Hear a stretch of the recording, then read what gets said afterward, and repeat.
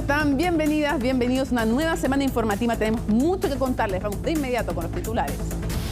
Tras el fallido vuelo con migrantes expulsados hacia Venezuela, la ministra vocera de Gobierno debió rectificar sus dichos luego de asegurar que se estaban reagendando los traslados de 12 personas con expulsiones administrativas. Camila Vallejo explicó que 4 personas ya salieron en vuelos comerciales, otras 4 lo harán en los próximos días y 4 más presentaron recursos de amparo, por lo que tuvieron que ser liberados. La comisión investigadora por el caso Convenios aprobó por 8 votos contra 5 el informe final que va a ser presentado a la sala de la Cámara. Al respecto, los parlamentarios consideraron que el ministro de Vivienda, Carlos Montes, mantuvo una, comillas, reprochable inobservancia de los hechos, lo que derivó en millonarias asignaciones de dineros por parte de reparticiones dependientes de su cartera. Hoy fue inaugurada la extensión de la línea 2 del metro, que suma 4 nuevas estaciones en las comunas del Bosque y San Bernardo. Esta obra va a beneficiar a más de 600.000 habitantes y va a reducir el tiempo de traslado hasta el centro de Santiago a 27 minutos. El presidente Gabriel Boric destacó que los trabajos costaron cerca de 409 millones de dólares.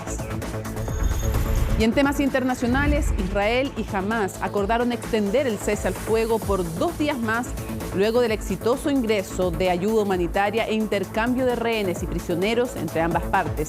Así, Hamás va a liberar a 10 rehenes por cada día adicional de tregua y, por su parte, hoy el ejército israelí confirmó haber recibido 11 rehenes que fueron capturados el 7 de octubre.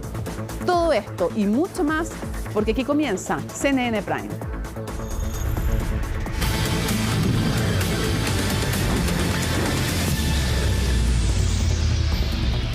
Bueno, la comisión investigadora del caso Convenios aprobó su informe final con 8 votos a favor y 5 en contra. Francisca Cárdenas siguió esta votación y tiene todos los detalles. ¿Cómo está, Francisca? Buenas noches.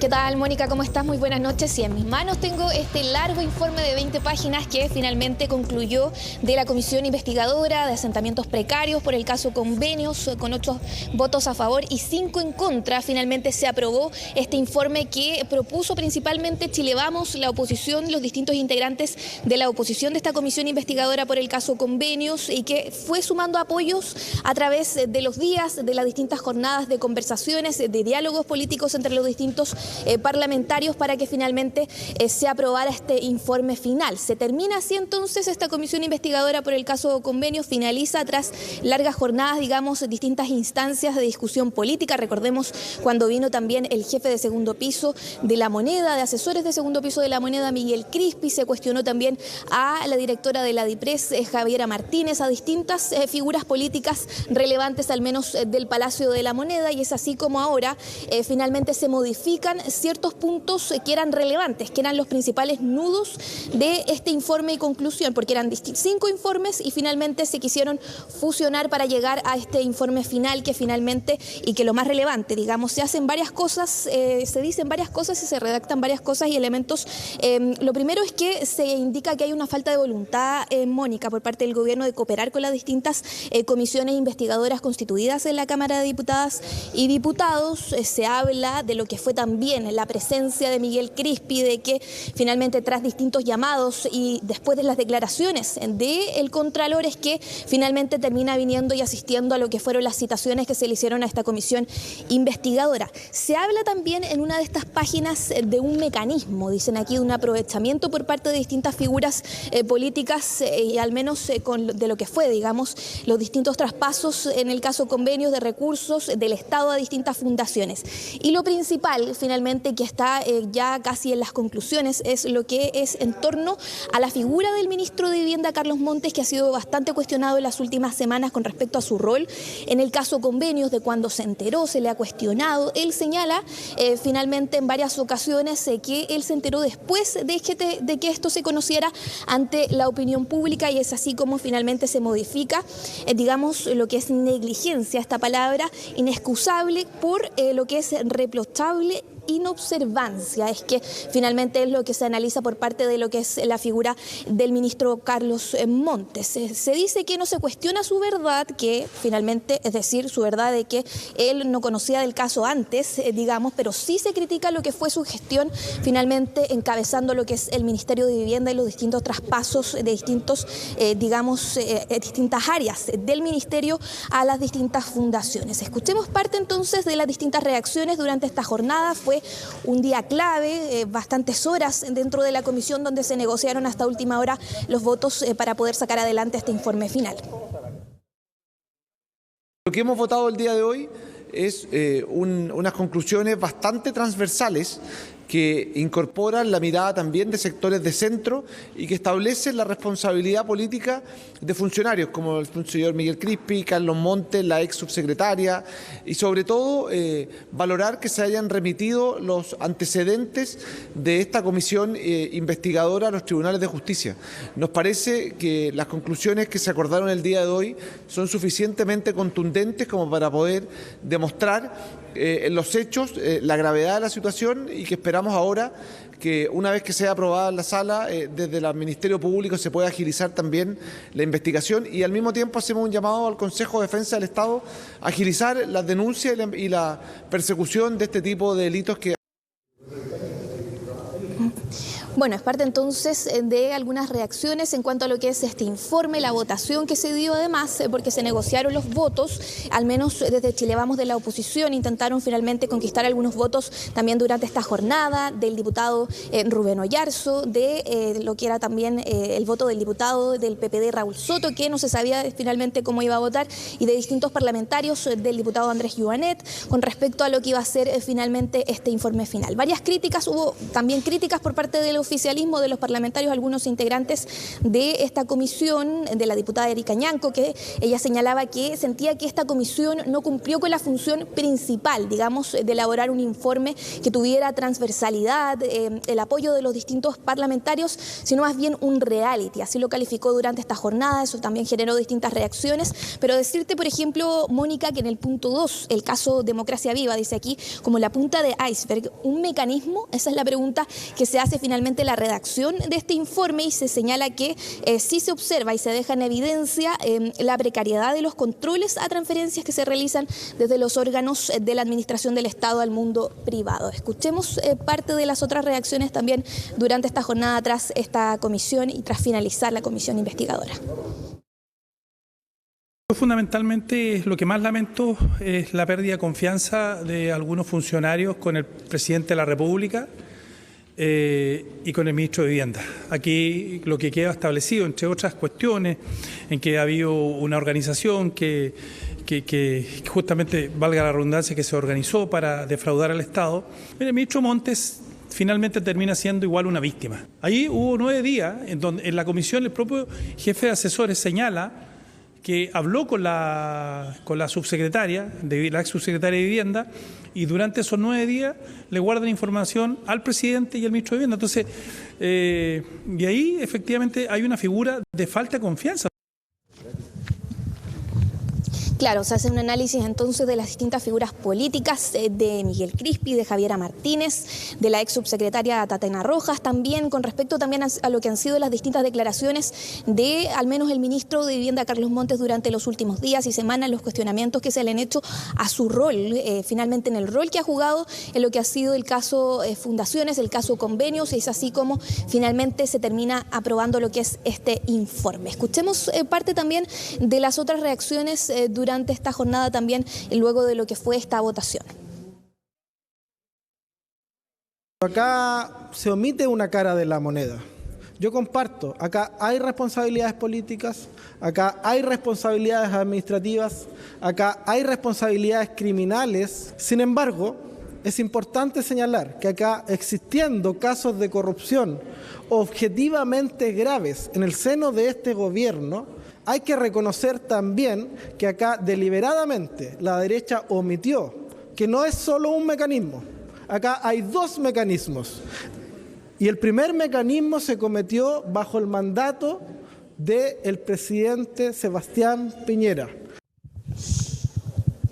Claro, entonces una bajada de tono, si se puede decir así, finalmente lo que concluye este informe en cuanto a lo que es la figura, al menos del ministro de Vivienda, Carlos Montes. Se señala que si bien no se cuestiona, como te decía Mónica, su verdad, su postura, digamos, de los hechos ante los cuestionamientos de la comisión, finalmente sí se critica lo que fue la dirección, la gestión que tuvo en lo que es el ministerio y que ha tenido en el Ministerio de Vivienda con respecto a lo que es el caso convenio, la fiscalización. Eso es finalmente lo que se le reprocha políticamente ante lo que son, por ejemplo, los servicios de vivienda y urbanización y los distintos servicios y áreas que tuvieron que ver, al menos en los traspasos de recursos del Estado a las distintas fundaciones y en cuanto a lo que fue el rol finalmente del Ministerio de Vivienda. Así que bueno, termina entonces esta comisión investigadora intensa, además pudimos ver distintas críticas y bastante debate político en torno a lo que fue también y lo que ha sido el caso convenios, que todavía no finaliza porque finalmente hay que esperar también que diga el Ministerio Público en torno a los distintos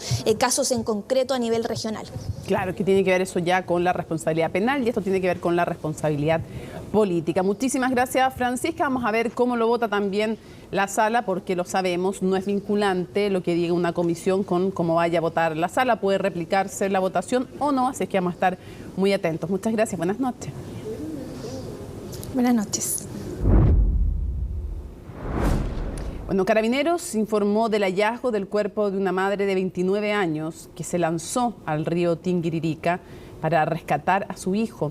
Durante gran parte de la jornada, el GOPE de Carabineros realizó diligencias en el sector de San José de Apalta, en la comuna de Santa Cruz, con la esperanza de encontrar algún indicio de la madre y de su hijo desaparecido. Sin embargo, a eso del mediodía se confirmó la noticia de la muerte de la mujer, quien habría sido arrastrada por el caudal del río para rescatar a su hijo de 5 años. Las autoridades policiales señalaron que continúan con la búsqueda del menor extraviado.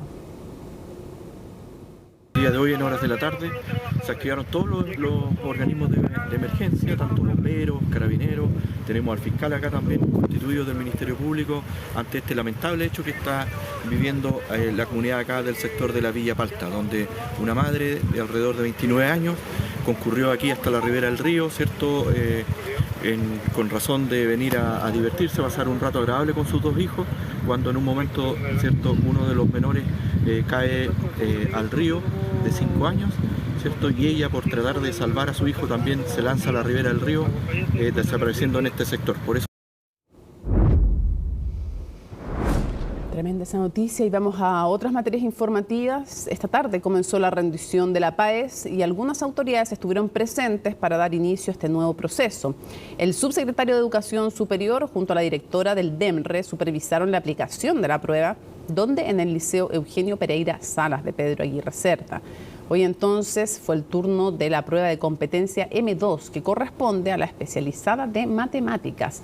Mañana va a ser la lectiva de ciencias y la de competencia lectora, mientras que el 29 se va a rendir matemática 1 y la electiva de historia y ciencias sociales. En esta oportunidad se inscribieron aproximadamente 290.000 estudiantes, lo que representa un aumento del 4,5% respecto del proceso anterior. Diría que un poco difícil. Me tocó en una sala tranquila, limpia, todo súper bien. Nada que decir. Más difícil que la del año pasado. Bien organizado porque, por ejemplo, no había tanta gente así como en una sala. Funcionó súper bien, entramos a la hora, empezamos a la sala 2 minutos después.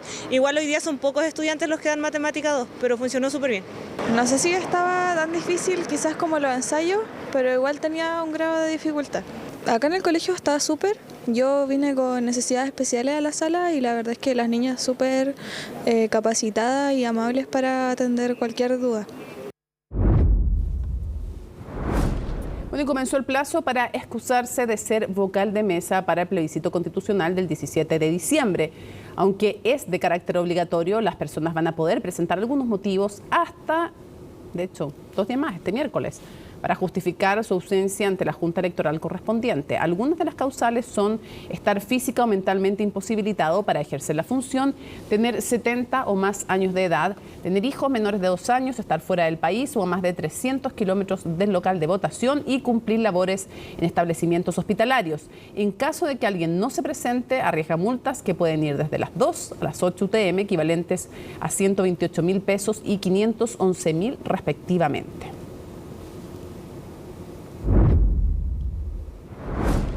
Ponga mucha atención porque en nuestro sitio web tenemos todas las noticias más importantes, también los programas que han pasado. Por ejemplo, pueden revisar el capítulo de ayer de Tolerancia Cero.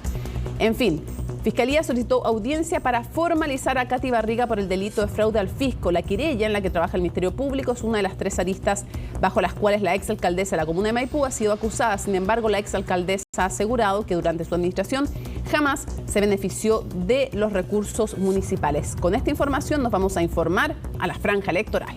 Seguimos con más informaciones. Confusión generaron las declaraciones cruzadas entre la ministra Camila Vallejo y el subsecretario Manuel Monsalve sobre la situación de los extranjeros con orden de expulsión. La secretaria de Estado tuvo que aclarar que 4 migrantes venezolanos quedaron en libertad luego de que venciera el plazo que está en la ley, ¿no?, para realizar la expulsión, que es de 5 días máximo. Todo esto tras la presentación de un recurso además de amparo.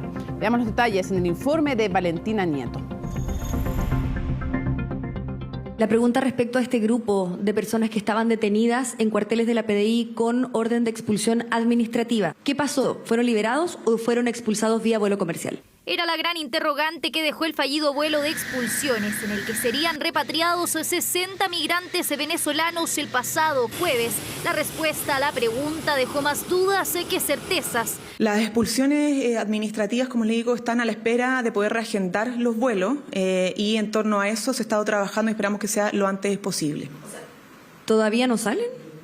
¿Se cumplió el plazo? ¿Todavía no salen? Efectivamente. Expulsiones que aún no se realizarían según la ministra Vallejo. Esto pese a que este lunes se vencía el plazo de 5 días que establece la ley para concretarlas. Una versión distinta a la que más temprano había entregado el subsecretario Monsalve. Las personas que estaban detenidas son expulsadas en vuelos comerciales. De eso no hay dudas. Eso ya pasó. Y si no ha pasado con alguna, va a pasar hoy día porque es el último día. Diferencias que más tarde obligaron una segunda vocería. Finalmente, de un total de 12 migrantes que permanecían detenidos, solo 4 lograron ser expulsados administrativamente durante este lunes y el fin de semana. Otros 4 viajarían este martes, mientras que el resto... Está pendiente otras 4 porque pusieron recurso de amparo y la Corte determinó no innovar.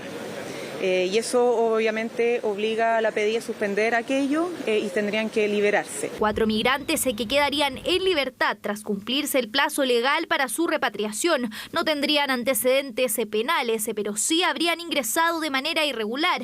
Nuevo revés por el que desde la Cancillería han reforzado las conversaciones con Venezuela. El día viernes pasado tuve una conversación con el canciller Iván Gil. Venezuela ha manifestado su absoluta disposición a reprogramar el vuelo que no pudo realizarse. Por esta razón, las conversaciones con Venezuela continúan y estarían a puertas de encontrar una fecha de mutuo acuerdo para concretar las expulsiones pendientes. Esto representa un error inexcusable. Las expulsiones de migrantes irregulares que están cometiendo delitos violentos en nuestro país es urgente, la ciudadanía lo está pidiendo y es deber del gobierno actuar diligentemente y de forma rápida para que eso efectivamente se produzca. Y yo le pido al presidente Boric que intervenga en el Ministerio del Interior y en la Secretaría General de Gobierno para que haya una coordinación, para que los chilenos le creamos al gobierno. Constantemente estas pareciera ser desautorizaciones de la ministra Vallejo dejan mal su vocería, porque es precisamente ella quien tiene que tener la primera y última palabra en materia de información de lo que está haciendo este gobierno. Ministra Vallejo, que ya era cuestionada por algunos, incluso dentro del oficialismo, como el senador Lagos Weber, quien acusó una falta de protagonismo en su rol como vocera. Nuevamente, dejemos el cagüín, no hay una crítica directa, sino más bien un comentario personal de la función que él cumplió y por lo tanto, de verdad que creo que tenemos que elevar un poco el nivel de la política. Más allá de que se le ha criticado porque se indica que puede hablar sobre temas que no son tan complejos, eso no es así. Basta revisar las vocerías de prensa para dar cuenta de que eso es una caricatura. Pero la ministra no ha sido la única cuestionada dentro de su rol. Renovación Nacional pidió la salida del director nacional de Migraciones, Luis Taller, solicitud a la que ahora se plegó también la UDI. Él está desarrollando una actividad, primero que no está en coordinación con su propio gobierno y en segundo lugar porque desde el punto de vista administrativo y desde el punto de vista operativo, obviamente no está haciendo el trabajo. Lamentablemente hay un sector, no todo, de la oposición que ve como única solución el descabezamiento de autoridades, en vez de colaborar y contribuir a que la agenda de seguridad y la agenda migratoria avance sustantivamente y de manera eficaz. Agenda migratoria que ha sido compleja para el gobierno. En paralelo, esta semana, otros 13 migrantes con orden de expulsión judicial serán deportados, quienes se encuentran a la espera, recluidos en distintos penales del país. El Bosque, Observatorio Cópalo Martínez y Hospital El Pino. Esas son las nuevas estaciones de la línea 2 del metro que comenzaron a operar en el sector sur de la capital. La apertura va a beneficiar a más de 600.000 personas y reducirá el tiempo de viaje hasta el centro de Santiago en cerca de media hora. Los vecinos esperaban con ansias esta inauguración y lo demostraron previo a la apertura de las puertas. Los detalles con Daniela González.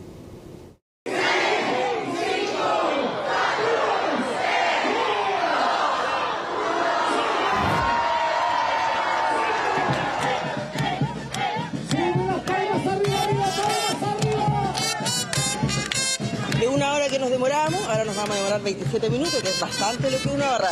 Yo al llegar a la intermodal me demoro más de media hora y con esto yo en 10 minutos ya puedo estar acá. Hoy día la gente de San Bernardo de este sector va a ahorrar aproximadamente 50 minutos de su tiempo por día. A esta extensión de la línea 2 que nos pone tan orgullosos como país. Lo esperaban hace años. Los vecinos del Bosque de San Bernardo por fin tendrán metro y con esto en solo 27 minutos podrán llegar al centro de Santiago, un viaje que antes demoraba como mínimo una hora. Estamos avanzando en dignidad de sectores que durante mucho tiempo quizás fueron postergados. Todos los días quienes recorran desde esta estación hacia el centro de Santiago van a ganar media hora de vida. 2 horas y media a la semana, cerca de 10 horas al mes. 10 horas que van a tener para compartir más con su familia, para poder despejarse, para poder conversar. La extensión de la línea 2 del metro comienza en la intermodal de La Cisterna, continúa hasta llegar a la nueva estación El Bosque y sigue su recorrido pasando por Observatorio y Cópalo Martínez para finalizar en la estación Hospital El Pino, en la comuna de San Bernardo. Hoy día la ciudad de Santiago recibe un nuevo regalo. Se trata de una extensión de nuestra línea 2 del metro desde la estación La Cisterna hasta aquí en El Pino. Son 5,2 kilómetros que estamos agregando a esta red de metro que nos llena de orgullo, nos llena de satisfacción y que permite que la línea 2, que va desde el norte de la ciudad, ahora se extienda El Bosque y San Bernardo. Ahora son 26 kilómetros, una de las más largas de nuestro sistema. Bosquinas, bosquinos, sanbernardinos y sanbernardinas están hoy día de fiesta y lo estamos también en metro, porque metro es más que acortar distancias. Metro es mucho más que generar espacios de oportunidad, es mucho más que ganar en tiempo de viaje.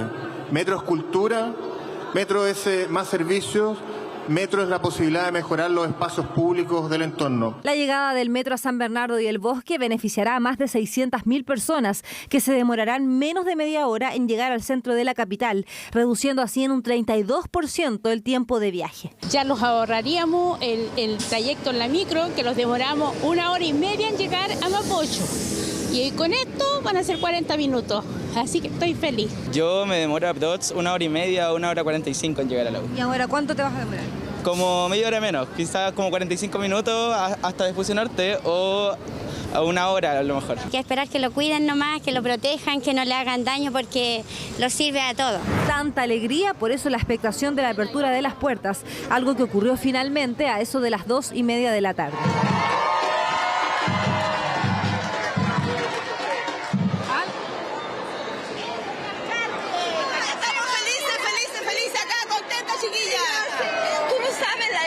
Que siento de ver cómo hablan de esta comuna.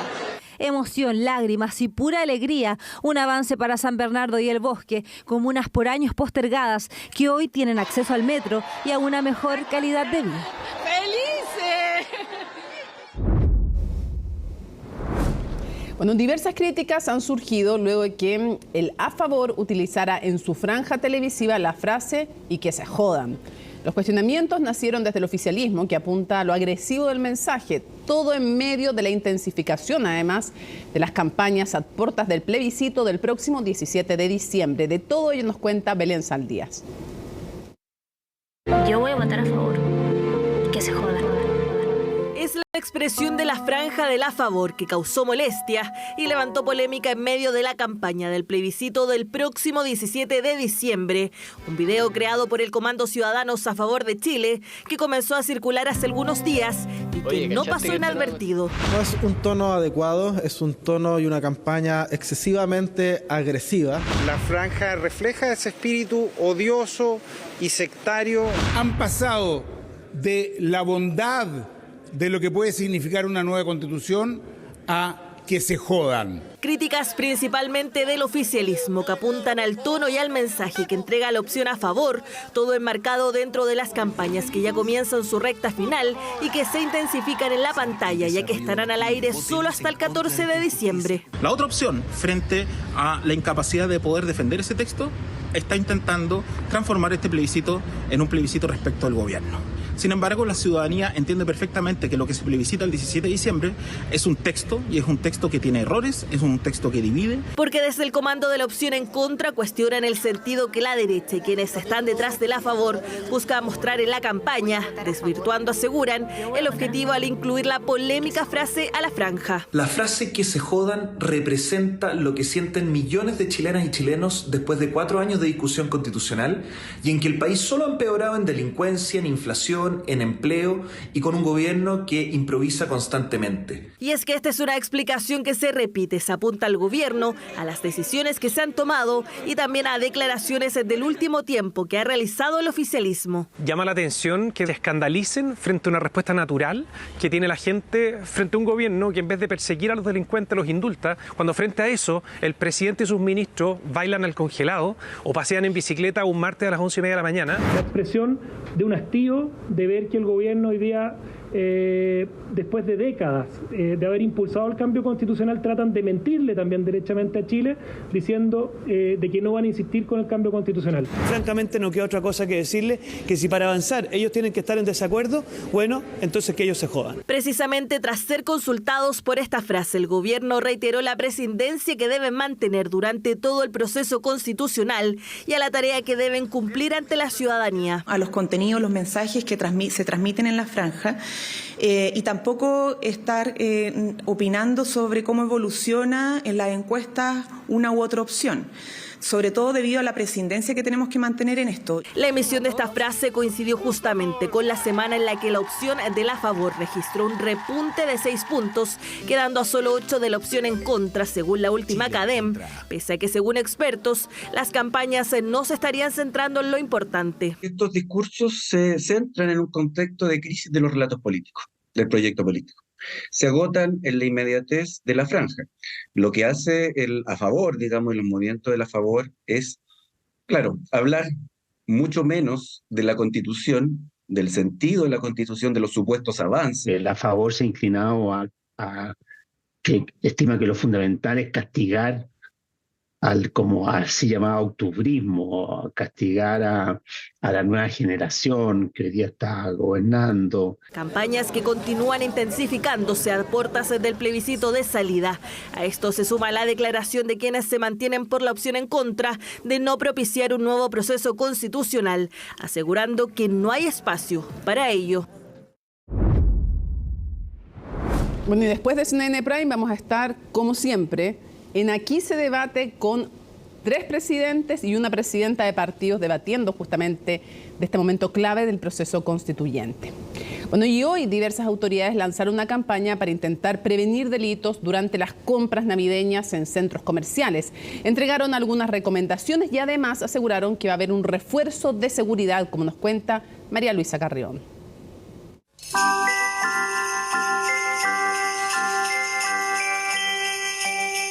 Puede bastar un segundo para que todo el espíritu navideño se venga abajo. Esta es la época en que más aglomeraciones se producen en los centros comerciales a lo largo del país. Compras rápidas, poco tiempo, mucha gente reunida. Parece ser la fórmula perfecta para que los amigos de lo ajeno hagan de las suyas y lo dejen pasando un mal rato. ¿Pagar con tarjeta o no andar con el celular en la mano? ¿Andar con las cosas adelante? Con tarjeta. ¿Más seguro? Sí, más seguro. Es que en efectivo llama más la atención para los delincuentes que están ahí, ojo al charque. No ando sola, primero. Siempre con mis hijos y ojalá como a las 2 hasta como las 4. Algunas precauciones que nunca están de más. Este lunes, ya 4 semanas de Navidad, el gobierno, los centros comerciales y carabineros lanzaron una campaña de prevención y fortalecimiento de seguridad. Los delitos que ocurrieron con mayor frecuencia en diciembre del año pasado fueron los hurtos y el robo en lugar no habitado.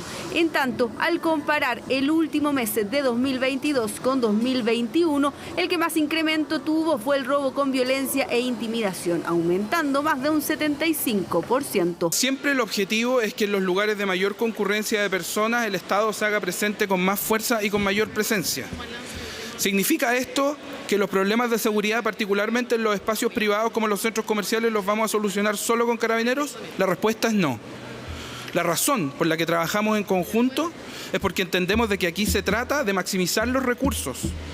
No de eludir responsabilidades, pero maximizar los recursos. Sin entregar cifras sobre el aumento de personal policial, sí se llamó a la ciudadanía a elegir siempre el comercio formal y exigir la boleta, evitar andar con grandes sumas de dinero en efectivo, cuidar claves en los pagos con tarjetas, evitar los horarios punta del comercio y no dejar bolsas a la vista, por ejemplo, al interior de los vehículos. Además de la patrullaje y refuerzo de la seguridad de carabineros en los entornos de los centros comerciales, se dispone obviamente dentro de los centros comerciales de mayor cantidad de guardias de seguridad. Son los lugares con mayor afluencia de público en el país. Tenemos más de 750 millones de visitas al año y en épocas de Navidad se hace la mayor aglomeración del año también. Pero por estos días, esta no es la única preocupación del comercio. Ese domingo en particular significan un 12% de las ventas totales del comercio. Entonces, concentramos la venta en este último domingo. E incluso puede llegar a significar el 60% de las ventas navideñas. Hablamos del 17 de diciembre, día del plebiscito, fin de semana previo a Navidad. Una fecha en la que el comercio debe estar cerrado. Por eso piden a través del Ministerio de Economía poder flexibilizar esta condición. Ya se han reunido con el titular de la cartera, pero abrir sus puertas esa jornada implica cambios para los que asegura la autoridad laboral. Se requiere más tiempo. Eso requeriría una modificación legal y estamos a 3 semanas de este evento plebiscitario, por tanto no alcanzaría a estar lista a efecto de poder resolverse y convertirse en ley de la República. La verdad es que esta situación es importante, la participación política de la ciudadanía, es importante también y entendemos la actividad del comercio, pero no es un tema que hoy día con los plazos que quedan pudiera resolverse de una manera que permita tener el comercio abierto ese día. Esto será el festín para el comercio ambulante. Esta es una pelea que hemos venido dando por años. Entonces, la verdad es que esta ventaja competitiva que ellos logran a través de esto no nos parece. Y es por eso que también nosotros hemos hecho el llamado a las autoridades a que no generemos ese espacio hoy día hacia un comercio hoy día que no genera empleo, que no paga impuestos y además hoy día genera inseguridad donde están instalados. Venimos advirtiendo esto hace 4 meses y aunque ya estamos muy encima, creemos que aún es tiempo de buscar mecanismos que puedan permitir proteger a los emprendedores.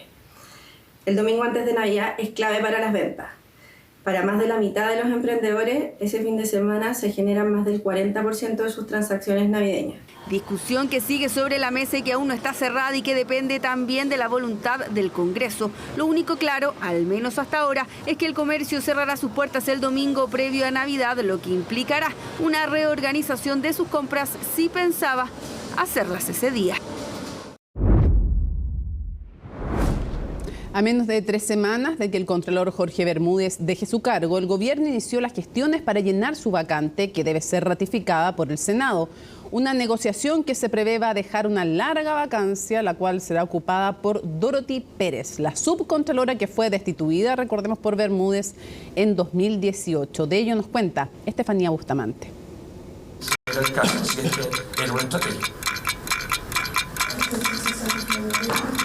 Esperar la propuesta del gobierno y definir quién será el nuevo Contralor General de la República. Es el pendiente del Senado, encargado de ratificar al sucesor de Jorge Bermúdez, quien dejará su cargo el 17 de diciembre en medio de complejas tratativas para llenar su vacante. La verdad, todavía hasta este minuto no hemos tenido ninguna propuesta. Ahora, es razonable todavía porque al actual Contralor le falta un mes, o un poquito menos. 3 semanas, ahí recién el gobierno puede presentar proyectos, un nombre. Hasta ahora no hemos conocido ninguno. Nombre que negociarán con el Senado los ministros Álvaro Elizalde y Luis Cordero, aunque este último ya adelantó al menos a la bancada de senadores socialistas que vendrá un periodo largo de subrogancia en la Contraloría. A veces hay una mayor contraposición respecto de lo que el Ejecutivo puede estar pensando. Ahora, en este caso hay disposiciones que establece que el Ejecutivo es el que tiene la voz cantante en esto y por tanto es el que la tiene que llevar. Si es que no se nombra en el tiempo que corresponde, hay un orden de subrogancia que permite que la función de la fiscalización de la Contraloría se pueda seguir ejerciendo. Los últimos nombramientos han tenido una demora de un promedio de 7-8 meses. No me parece que sea tan relevante que nos demoremos algunos meses en tratar de concordar un nombre. Más de 8 meses tardó en asumir el cargo Ramiro Mendoza, antecesor de Bermúdez, mientras que el actual periodo estuvo precedido por casi 9 meses de vacancia y por ley quien asume es el subcontralor, en este caso la subcontralora Dorothy Pérez. Desde el lunes, Pérez volverá a trabajar en conjunto con Jorge Bermúdez, el contralor que la removió.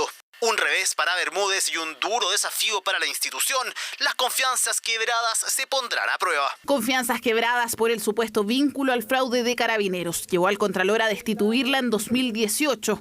Sin embargo, Pérez se negó y presentó un recurso de protección que terminó en la Corte Suprema, la cual dictó su reintegración al cargo. La subcontralora, además, viene a reponerse en el cargo producto de un fallo judicial luego de una desaveniencia profunda con el Contralor actual. Entonces, un cargo tan relevante como este debe tener un sentido de oportunidad para ser resuelto. La Contraloría tampoco tiene acceso a las cuentas corrientes, que es una cosa que también hemos hecho presente en reiteradas ocasiones acá. Más de 180 visitas al Congreso y una de las últimas por el caso Convenios. Informes que elaboró y que tendrán acciones derivadas donde no participará Bermúdez. Lo mismo con el reciente caso Audios y la eventualidad de un sumario. Procedimientos que, según conocedores del trabajo interno, tardan más sin un titular a cargo. No es que quedemos sin Contraloría, porque si eso sería bastante más complicado. Sigue funcionando, pero siempre hay que tratar de buscar, obviamente, llenar el cupo. Ahora, no ha sido fácil. Los 2 últimos procesos ha habido 2 votaciones, o sea, lo que revela que no es tan simple. No solo porque el Senado tiene que aprobar la nominación por 30 votos, de los cuales 25 son de la derecha, sino que también por la inquietud y resistencia que dicen provocaría internamente la subrogancia de Pérez. Significa tener una Contraloría fuerte, sobre todo muy incisiva en estos temas. La búsqueda hay que hacerla con mucha atención, porque en sí mismo es un cargo demasiado importante. Estamos siempre revisando, conversando entre senadores, conversando con el Ministerio de Justicia. Conversación de la que se ha mantenido al margen el Contralor Bermúdez a solo semanas de dejar el cargo. Lo hará con una ceremonia pública a la que asistirá el presidente Gabriel Boric, quien deberá designar al siguiente a la cabeza de Contraloría. Un comunicado de prensa. Controversia ha generado las distintas ideas que han surgido para enfrentar la crisis de seguridad en nuestro país. Algunos parlamentarios han propuesto sentencias de cárcel desde los 16 años. Otros insisten en un estado de excepción en la región metropolitana. Diferentes ideas y los detalles de todas ellas nos los cuenta Macarena Román. Registros que lamentablemente están protagonizados por niños y adolescentes. Pese a que la imagen está en blanco y negro, no es difícil darse cuenta que los protagonistas de esta encerrona son menores de edad. Distintos casos que han reflejado una preocupación, la participación de menores de edad en hechos delictuales. Si en pandemia este tipo de actos protagonizados por niños, niñas y adolescentes fue a la baja, hoy las cifras volvieron a los niveles de 2019. Por eso han surgido nuevas propuestas. Aquellos jóvenes entre 16 y 17 años, que son los más refractarios, que cometen los delitos más violentos, como por ejemplo el homicidio, el secuestro, una violación, un portonazo, sean juzgados como adultos y no bajo el sistema de RPA. Eso es lo que propone a grandes líneas el proyecto. Un proyecto que sería ingresado esta semana por el senador Pedro Araya, pero que ya tiene críticas. Desde el gobierno apuntan a que para eso se modificó la ley sobre responsabilidad penal adolescente y se creó el Servicio Nacional de Reinserción Social Juvenil. Eso se ha abordado, hay una respuesta de Estado, hay una respuesta institucional que hoy día está en pleno proceso de implementación.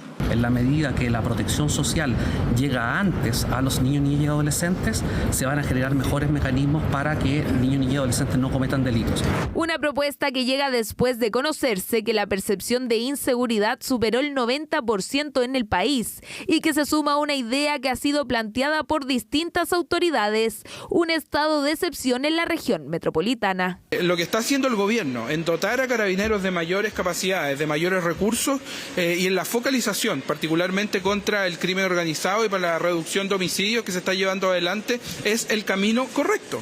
Pero no solo el gobierno está en contra de una medida de este tipo, también un ex comandante en jefe del ejército. Las Fuerzas Armadas, desde mi mirada, no tienen mucho que hacer en tareas de orden público o policiales. Las Fuerzas Armadas no tienen cultura policial, tienen una cultura militar y eso se logra en la formación, son años. Aún así hay quienes insisten en pedir el estado de excepción, sobre todo después de que se revelara que el 21,8% de los hogares del país ha sido víctima de algún delito de mayor connotación. Y desde esa perspectiva, bueno, yo creo que se les pide un esfuerzo especial a las Fuerzas Armadas. Entonces creemos que es importante mostrar señales de seguridad y un estado de excepción es importante, sobre todo para la región metropolitana. Y creemos que el Ejército de Chile es profesional y lo ha demostrado en el estallido social, salvo ciertas excepciones. Debate por seguridad que se ha tomado la agenda política y que parece estar lejos de terminar. En lo que sí hay acuerdo transversal es que es un tema que no deja espacio a la improvisación. Un iceberg gigante está en movimiento después de décadas de permanecer encallado en el fondo marino de la Antártica. ¿Podría llegar a alguna costa? ¿Qué efectos podría generar? Tema que analizamos en la siguiente nota de Magdalena Fonsalida. Parece una mancha blanca en el océano, pero su superficie es 6 veces la de Santiago. Se trata del iceberg A23A, que hace más de 30 años hizo noticia cuando se separó de la Antártica. Hoy vuelve a ser foco de atención porque se puso en movimiento. Probablemente encontró una zona del océano donde había alguna irregularidad, entonces queda atrapado en este fondo marino y permanece estable por más de 30 años. Probablemente el iceberg comienza a perder quizás algún poco de espesor debido, ¿cierto?, a la erosión en el fondo y logra liberarse de esta trampa donde estaba atrapado y comienza nuevamente a moverse. Ya había signos en el 2020 de que estaba ocurriendo esto, pero finalmente ahora ocurre la liberación completa del iceberg y comienza a desplazarse hacia el norte. Por lo colosal que es, diferentes instituciones científicas, principalmente los rusos, colocaron estaciones de monitoreo y comenzó un viaje en el mar de Weddell rumbo al norte, es el cauce natural, el mar de Weddell, el mar de Bellinghausen, que son los que están rodeando principalmente la península antártica, son alimentadores de estos glaciares que terminan desprendiéndose en iceberg. Con una superficie de más de 4.000 kilómetros cuadrados y una altura 100 metros más que el Costanera Center, este enorme bloque de hielo se encuentra a la deriva. Pero, ¿podría llegar a alguna costa? Generalmente eso es poco probable. La mayoría de los icebergs, de estos grandes icebergs, quedan atrapados en una zona que se le llama el cementerio de los icebergs o témpanos, que está ubicado cerca de las islas de Georgia del Sur, eso es en el Atlántico Sur.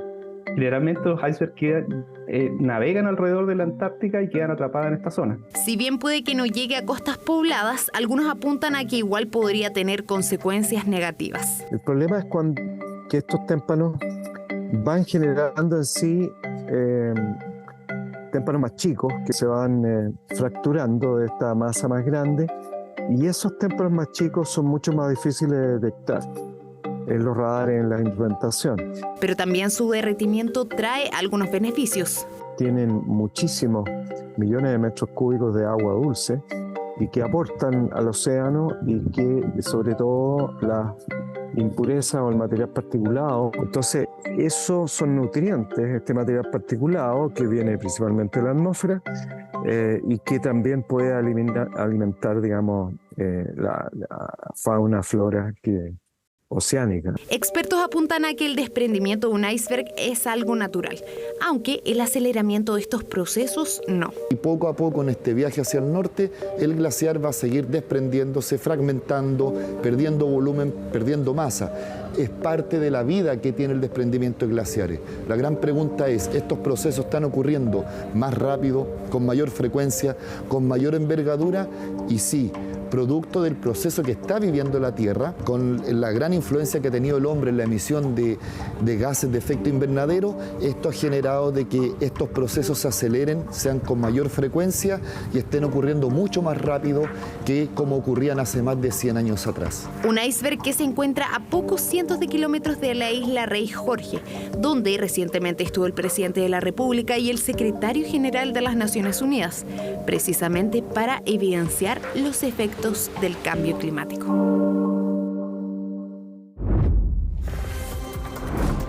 Ya, estamos listos para revisar las informaciones internacionales junto a Jacinta Molina. ¿Cómo estás? Buenas noches. Muy bien, Mónica, ¿cómo estás tú? Buenas noches. También.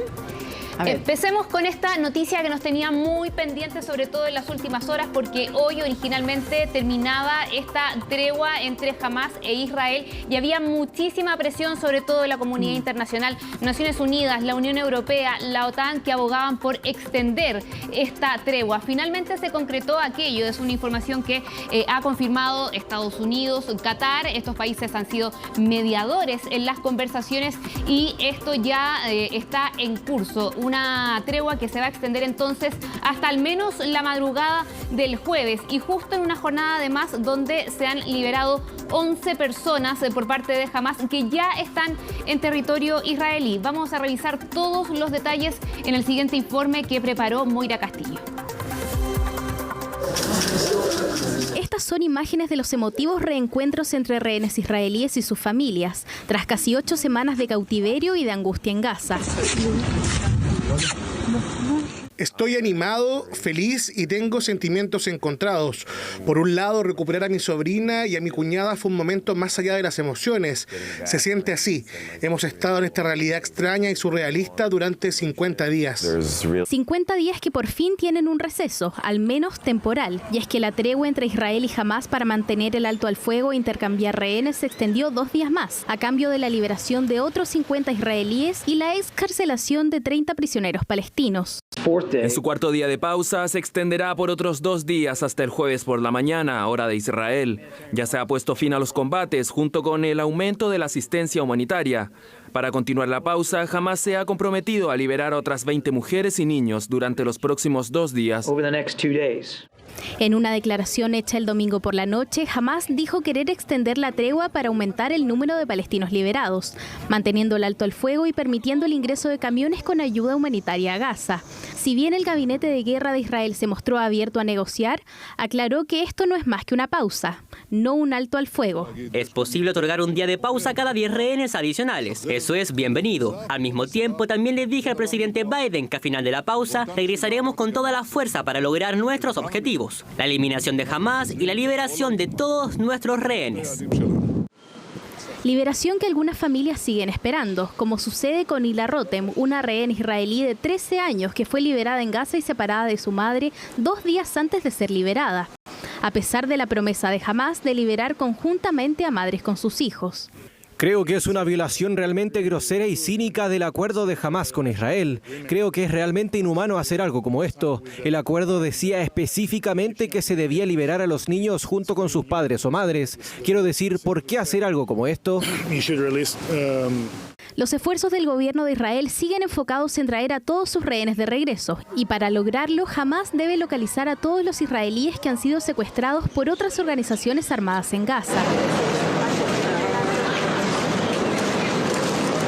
Desde la perspectiva de Israel, Hamás no puede subcontratar ninguna responsabilidad.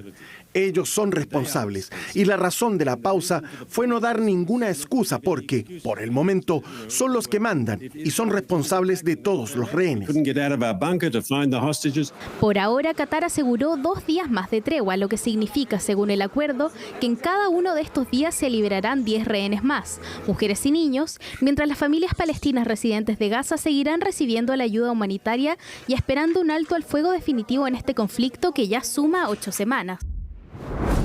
Ya termina CNN Prime, viene CNN Tiempo y como cada lunes aquí se debate el único programa de la televisión chilena que ha seguido desde el inicio el proceso 1, el 2 y todo. Así que todo el proceso constituyente va a estar estupendo, ustedes lo vieron en la promo, ¿no? Presidente de la UDI, la presidenta del Partido Socialista, el presidente RD, el presidente republicanos, todos debatiendo sobre el proceso constituyente. ¿Qué tal? Ahí se los dejo. Y después, obvio, última mirada con don Fernando Pausa. Lunes 27 de noviembre. Así estuvo nuestro país y el mundo. Somos CNN Chile. Buenas noches.